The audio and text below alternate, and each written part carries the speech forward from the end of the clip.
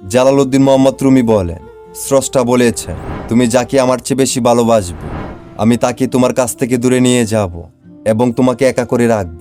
তিনি আরও বলেছেন, কখনো বলবে না আমি তাকে ছাড়া বাঁচব না, তবে আমি তাকে ছাড়াই তোমাকে বাঁচাবো। পিছনের সব অনুগত আবেগ কেড়ে নিয়ে তোমাকে দিব্যির সামনে নিয়ে যাব। তুমি কি দেখো না ঋতুরাও বদলাতে থাকে, ছায়া দেওয়া গাছের পাতাও শুকিয়ে যায়, ঝরে যাওয়া পাতার ডাল থেকে নতুন পাতা গজায়। তুমি কি দেখো না তোমার স্রষ্টার এই নিদর্শন, যে মানুষটাকে একটা সময় জীবনের অংশ ভাবতে সে মানুষটা একটা সময় অচেনা হয়ে যায়, সময়ের স্রোতে হারিয়ে যায়। এমনকি শত্রু বন্ধুতে পরিণত হয় আর বন্ধু শত্রুতে পরিণত হয়। যে মানুষটাকে নিজের জীবনের চেয়ে বেশি ভালোবাসতে সে মানুষটা একটা সময় তোমার সাথে প্রতারণা করে, তোমার সাথে বিশ্বাসঘাতকতা করে। সুতরাং এটাই যে কারো উপর খুব বেশি বিশ্বাস করা উচিত না।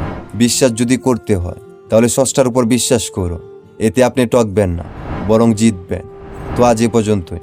সবাই ভালো থাকবেন, সুস্থ থাকবেন। আল্লাহ হাফেজ।